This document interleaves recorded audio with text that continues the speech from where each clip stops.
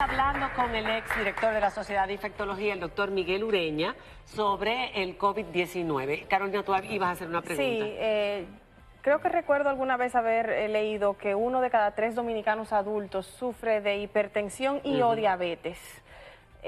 Estas son situaciones, enfermedades, condiciones que podrían causar la muerte de unirse con el COVID-19 en un mismo paciente. Aunque no sea un ¿Qué adulto tan mayor? cierto es eso? Eso Aunque es no sea un cierto. adulto mayor. Digamos, existen poblaciones de riesgo de individuos que padecen enfermedades crónicas, aparte de los adultos mayores, que podrían ser víctimas de ese tipo de complicación. Ahora bien, digamos, enfermedades cardiovasculares. Y las enfermedades cardiovasculares, si están controladas, en particular la hipertensión, que es, como usted dice, 1/3 de la población de la República Dominicana, el diabético, que es más o menos un 11 o un 12% de la población, y está descompensado. Aquí de lo que se trata es que los individuos que tienen enfermedades crónicas, los asmáticos, los bronquíticos, los enfisematosos, los fumadores, los individuos con cáncer, las personas con VIH, los individuos que tienen enfermedades que obligan al uso de alguna sustancia que disminuya sus defensas orgánicas, como los que tienen que usar esteroides, las personas que tienen enfermedades autoinmunes, como el lupus, la artritis reumatoidea. Todas esas personas son una víctima potencial de un ataque viral respiratorio que lo puede llevar a una complicación. Mis recomendaciones son que esas personas deben estar lo mejor controladas posibles de su enfermedad de base. Eso les va a dar una suficiente oportunidad para defenderse con mejores armas. O sea, con su tratamiento al día. Pero el tratamiento al día y controlado. Porque muchos de los dominicanos decimos que porque yo no como harina, etcétera, y soy diabético, pero realmente no se cuida lo suficiente. Hay que estar controlado. Ahora tenemos que cuidarnos de todas esas condiciones o enfermedades de base para que si nos da el virus no nos afecte tanto. No es nos lo que haga usted quiere tanto decir. daño. Tanto daño. Hay confusión sobre si cuando el virus, el paciente está asintomático, si ya lo ha contraído, que nosotros no sabemos cuánta gente, porque aquí las pruebas no se están haciendo a todo el que presenta algunos síntomas, sino al que está asociado a un viajero, como todavía no está intercomunitario. Correcto. Entonces, si una persona está asintomática y es portador del virus, puede contagiar, y hoy dijo el director de la Organización Mundial de la Salud que aún 15 días después de haber dado negativa la prueba, también puede contagiar. ¿Eso es así? Miren qué pasa. Nosotros nos falta todavía una cantidad grande de casos para analizar ese tipo de circunstancias. No hemos tenido el tiempo suficiente para hacer una proyección real en población, de manera que ahora mismo lo que nosotros sabemos es que existe una posibilidad, si bien no es corriente y frecuente, existe la posibilidad de que un asintomático pueda a su vez infectar a otra persona. En la mayoría de los casos, quien nos va a infectar es el sintomático. Cuando nosotros tengamos más datos, podríamos ser más específicos con eso. Nosotros sabemos que uno puede excretar el virus aún días después de haberse quitado los síntomas. Pero eso tampoco es el caso común. El caso común es que todo individuo que tiene síntomas respiratorios, que expele gotas de secreción respiratoria o saliva en el ambiente donde se encuentra, a más o menos 1.2 a 1.8 metros de distancia, una persona que tose o estornuda nos va a contaminar con mucha más facilidad. Pero tiene que tener los síntomas ya del COVID-19. Sí, tiene que tener los síntomas. Si no hay secreción respiratoria, la posibilidad es que un beso apasionado, por ejemplo. Pero hablando, por ejemplo, hablando, en una mesa, yo estoy hablando, yo no sé que yo soy portador y puede ser que yo lo sea. Es muy improbable. Es poco probable. Sí, porque estamos muy nerviosos todos porque con eso. los nervios en este tipo de situaciones nos van a llevar a nosotros a un evento en donde no vamos a saber salir después. Yo soy de los que cree que los efectos financieros que estamos generando con el pánico y la histeria colectiva mundial van a dar mucho más mortalidad en el mediano y en el largo plazo que lo que nosotros vamos a tener como víctimas del COVID-19. Por incremento de la pobreza. Incremento de la pobreza, y porque si ustedes revisan las listas de las mortalidades diarias del mundo, en este momento, la causa de muerte número 1 por enfermedades infecciosas día por día es la tuberculosis. Y no le hacemos caso. La malaria es otra y no le hacemos caso.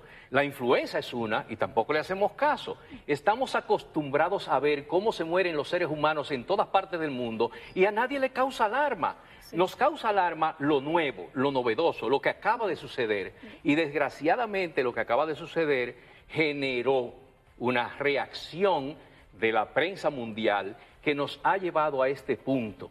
Ahora resulta muy difícil que se detenga una bola de nieve que nosotros mismos creamos y que la emergencia mundial lógicamente ha alimentado. Pero vamos a ver, doctor, porque también los sistemas sanitarios tienen que plantearse los diferentes escenarios. Claro. Y lo que podría pasar en la peor de las circunstancias. Claro. Entonces, ya se diagnosticó el primer caso de contagio local en República Dominicana. Si el virus empezara a circular, ¿cómo estaríamos de aquí a 2 semanas, a 3 semanas en República Dominicana? ¿Qué tan rápido se puede propagar? El sistema sanitario público y el privado en conjunto, ¿qué capacidad tiene en UCI para aquellos pacientes que podían presentar alguna emergencia?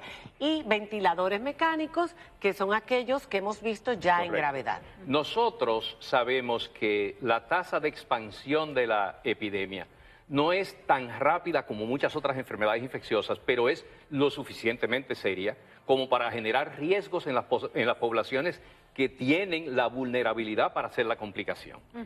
Si ustedes calculan, solamente el 5% de los pacientes enfermos que asisten a los hospitales van a requerir una terapia intensiva. De esos, el 2,4% va a requerir un ventilador. Cuanto más joven es la población a la que se enfrenta el virus, menos chances hay de que ese grupo crítico de pacientes necesite simultáneamente el uso de esas. Porque hay más jóvenes en Una de las ventajas que tiene la población dominicana es que más del 50% de los habitantes de este país tienen menos de 35 años. O sea que con la capacidad que tenemos de camas de UCI, que se va a duplicar, porque el ministro dijo que eran 300 y pico en el sistema público, pero que iban a habilitar 300 más, y entre el sistema privado podríamos cubrir. Yo creo que una de las medidas que el Estado ha tomado, que estas medidas que son las de vigilancia de los casos sospechosos y de los individuos contactos que ya están registrados e identificados, permite ralentizar la ocurrencia de los fenómenos más graves. Y eso nos permite a nosotros adaptarnos en el tiempo a responder. Ahora, nosotros definitivamente que no tenemos la capacidad para responder a una situación explosiva de casos graves. Nosotros somos también responsables de cuidar a nuestros adultos mayores y a nuestros pacientes con problemas. Nosotros creemos que aislar a esas personas de manera voluntaria en sus ambientes, en sus viviendas, en sus hogares, es muchísimo más efectivo que el freno completo de la población. Usted hablaba ahorita de un pánico inducido un poco por el mal manejo comunicacional sobre la enfermedad. ¿Es innecesaria la cuarentena? Yo creo que en este momento la cuarentena era importantísima cuando no sabíamos ni qué virus era ni cómo se iba a portar. Esas medidas draconianas de la China dieron resultado en su momento, porque hasta que se identificó el virus y hasta que empezamos a notar cómo se comportaba, había que detenerlo de alguna manera, en particular porque la mortalidad era muy alta. O sea que esos 3 meses y medio que le tomó a los chinos, desde el 29 de noviembre, que el primer mes lo tomaron a que no vamos a alarmar y el pobre hombre se murió y todo, estos 3 meses y medio no es lo que normalmente le debe tomar a los demás países. No debería, y más todavía.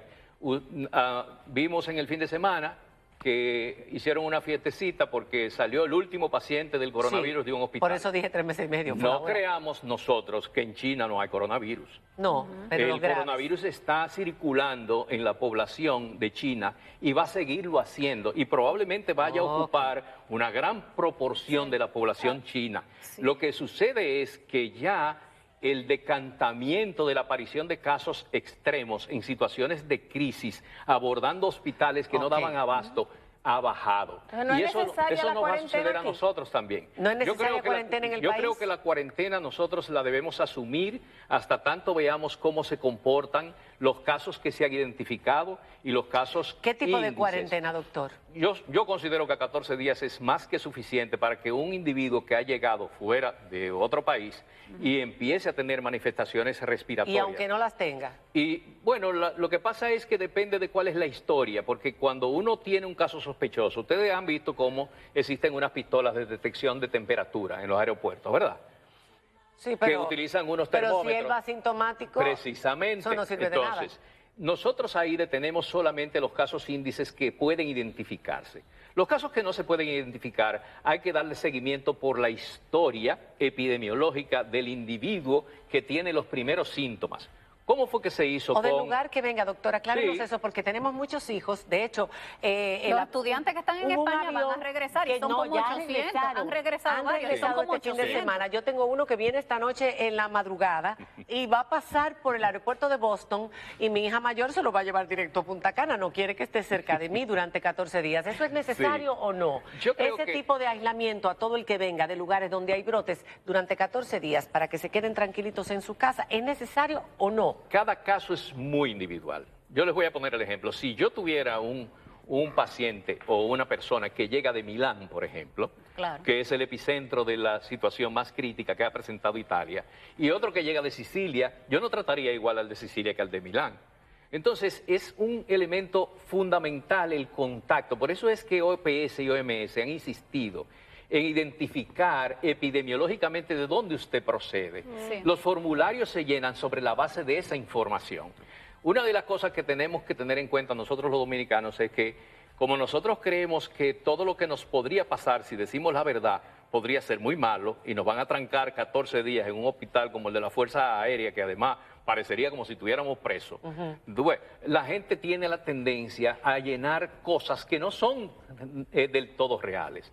Hay que tener muchísimo cuidado con eso y hay que tener claro que la verdad sobre todo Conciencia ciudadana. esa conciencia ciudadana Pero eso se produce, eso es producto de una educación constante Precisamente. a la población, lo que Y no de se está haciendo. información. Yo le quiero preguntar, como han manejado las autoridades hasta ahora, no los casos, sino la información de cara al público, con la frecuencia y con las explicaciones a todas las inquietudes que han surgido. ¿Usted entiende que ha estado bien? ¿Usted entiende también que ha estado bien que no se cerraran los puertos, aeropuertos y fronteras, es decir, vuelos que venían de Europa o los puertos con los cruceros durante toda la semana pasada, que mucha gente estaba reclamando, entre ellos yo, por ejemplo, a pesar de que amo el turismo y sé lo importante que es? Y si usted entiende también bien las tres preguntas, que el miércoles salgan los militares con personal médico casa por casa a Mire, informar a la gente. Lo primero es que yo creo que siempre hay oportunidades de mejorar las cosas. La información tiene que mejorar. El ministerio tiene que activar más sus capacidades de expandir la información de una manera creíble, porque el problema aquí es confianza y las redes están jugando un papel exactamente al revés. Nos están socavando la confianza. Así es. Y yo soy una víctima de eso.